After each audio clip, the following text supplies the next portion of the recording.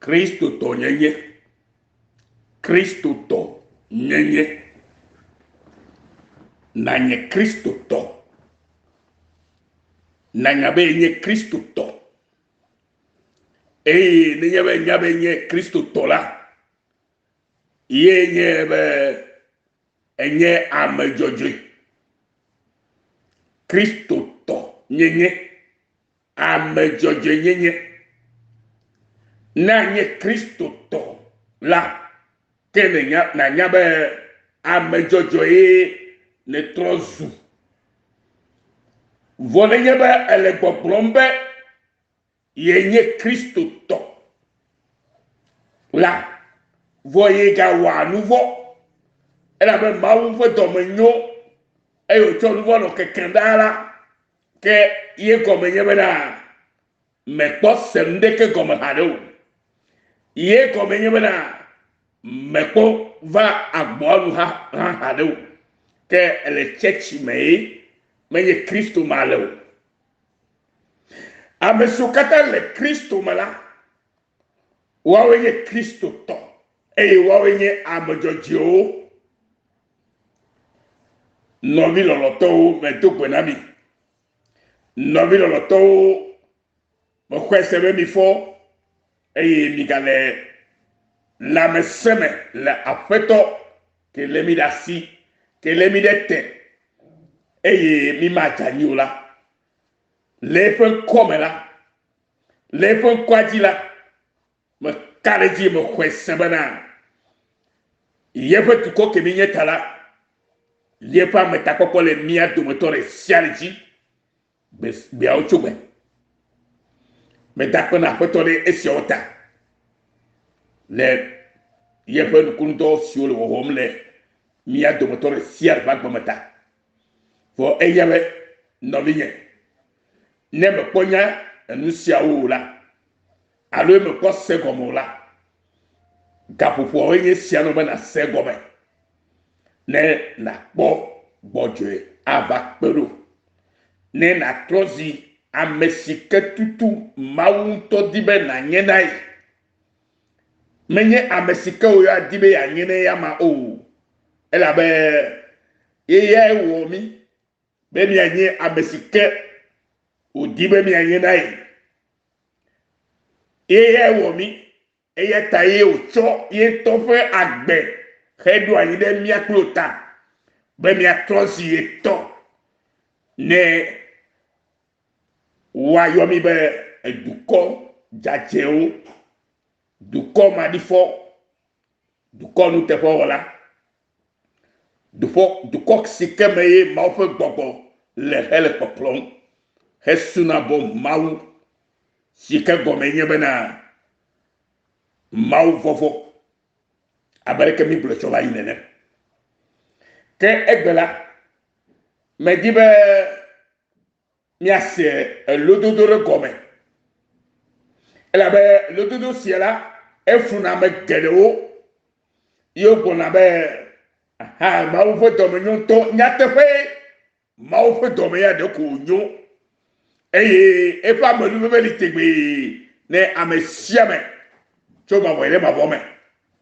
e na yina mi atogbe o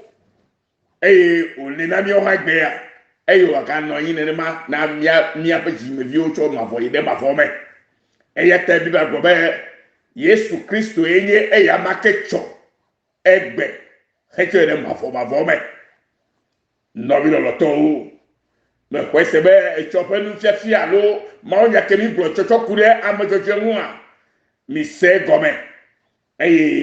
ya ta megale ekpedo dinami chokure lododo si anti mount of nyenye we mu seye omi amajojo si onye Kristo to mele gbogbo be mau ntope nyenye pe muse ye womi amojoji o si onye Kristo to e ya tamina mi ase gomme sese sile lododo si amela mi ase gomme sese que le lododo si amela lododo fa kaleta blavo ene kukuria de la be esia me gero chona yo chona enu uom le manya me la bo me segomo lododo e odo la fia lododo no me de lododo gomo na ola ke ano fufu gba dono doko be si agbe ye ala nye church me no la alo church to e matenye Kristo to kaka wanya me jojo no bi lo to le lododo va gba le tabla vonne puku ya de sial gogo na mi bana ela bana am jojo je anyizi adre eye ogafona ke ame vodi o dia jogbo vome magalike ela bana ame jojo je anyizi adre eye ogafona ke ame vodi o dia jogbo vome lododo va gba le tabla vonne buku we ade ela bana ame jojo je anyizi adre eye ogafona ke ame vodi o jia jogbo vome lododo va gba le tabla vonne kuku we ade novi akpebe se ekeresia gome ke ye gome ni ye gome nye be nenye nyama jojore aga na yijema alo ye gome nye be nenye nyama jojore aga na nouveau wom eye agome o ye wo nouveau se ka veto ma uzi adreso ma oto keya o menye nene mayo menye nyama bible gbogbo na mi o hallelujah Kristo to ye nye ameka amemadi fo amesi chenu vodi wowo mauvola amejojesi magatemu awo nuvo o yoyo labe Kristo to ye nye amemadi fo amesi chenu vodi wowo mauvola amejojesi megatemu wa nuvo o kebia bia enye be de amejoje ma kpefu oa de amejoje ma kpefu o ma ha bibla do munami bena amejoje kpefu pepo sogbo ke mawu de ne tuo katame amejoje kpefu pepo so agbo ke mawu de ne tuo katame Pusambo ofe agbale tablato vonne puku ya side ke yele nyama glonami ne amado gboro di le puku bla verme ela bena alesi Kristo bibla se gomredea ela bena alesi Kristo pefu pepo so bon to va mi adila nene make mi ekpea mi kwa akofafa ha so bon to Kristo di amejoje pefu pepo sogbo ke mawu de ne tuo katame pusalbo fagbale etabla tovo ade buku wi aside ke eme kobe efekoro gbele pupui blafi amen nuka gbomi de la fiao bibla jibo be elabena alesi Kristo pefu pepo sogbo ntova mi ajila nene make mi kwa akofa ha sogbo ntoto Kristo ji kole to va gbale evelia etagba kuku amato ile nyama gbonami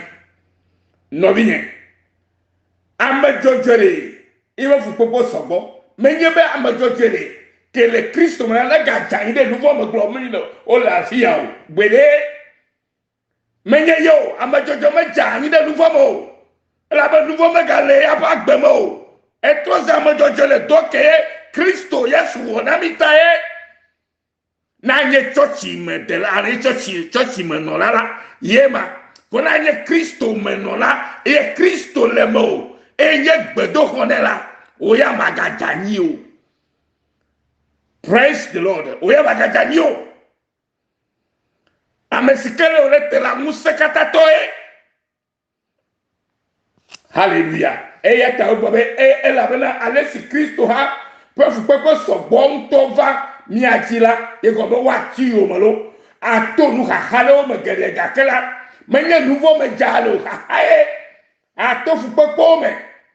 abeke Kristo bo fukpekpe ha va mi ati ene kene ne make ye kwa akofafa ha sogbo ntoto Kristo diema kore to fa gbale velia etagba pukui amato le nyama gonami loto to fa gbale tabla vone ya pukui ade ya gonami bana bami ase gome se sinye sia gome nyemana mau ade wole fukpekpe ademe eyele adagrelia mela voade ke maka asiwo o yo ba gbale tama to kuku ya sireke negebe atense lodo fa gbale tabla vovo tabla blavone kuku ya te ya ye gome ye de siale yo ba gbale tama to kuku ya sireke me ale gbogbo bere no biye ade wole fukpekpe ademe eyele adagrelia mela evoade ke maka asi enwuo o elabe enyame jojoe yo bagba le tama tokuku ya sirikele enyama gonami hallelujah eyetaye epusa bo bagba le etabla tovo adekuku blavo ne halbo gonami bana ne eje anyila ma do babade anyi o elabe na maulia ale efe asidete ne ejanila amejoje na amejoje janila menyobe ajani de nouveau moro fukpekpo vadio o le de cave to ade adre